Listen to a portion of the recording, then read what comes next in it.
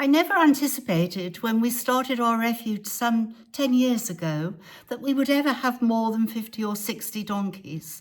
We were here to rescue donkeys, and lots of other organisations were quite active at that time as well. So I want to briefly tell you what's happened.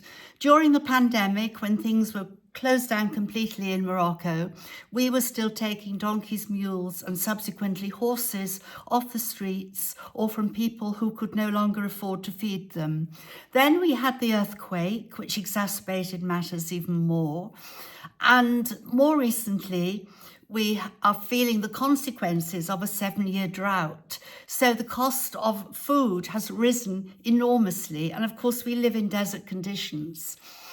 Added to that, FIFA are now holding the World Cup here in 2030, and that means that a lot of building is taking place and a lot of land is being taken for building, and donkeys who may have lived on that land in a small holding or whatever, the land is being taken back, and so many of them end up here. So many are abandoned, injured, come here in quite a dreadful state, and our costs are rising all the time.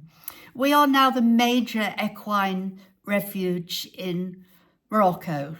We have facilities, we now have hospital facilities, clinic facilities, a vet on call, and almost we're coming up to 400 equines.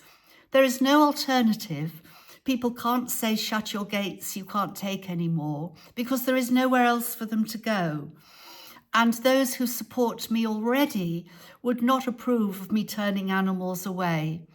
So I'm putting this on a short video to say to you all, if you don't watch me on social media, but you occasionally get a newsletter from me, please have a look, Google us, see what we do, and there are ways you can help.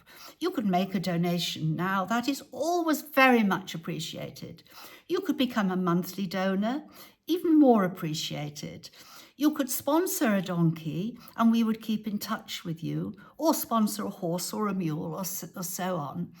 But what I have to do is widen our spread outside of social media, and therefore we have to become much better known worldwide. And I'm planning to come to New York, Paris, and England this year. So if any of you feel able that you could set up an audience for me somewhere or contact the local press, be prepared to do that. Please do get in touch, and that would really be appreciated. I possibly have another 10 years. I'm 81 now. So if I have another 10 years, I'm lucky. And I want to leave this refuge established, working, and for the benefit of Morocco well into the future. Please help me do that. Thank you.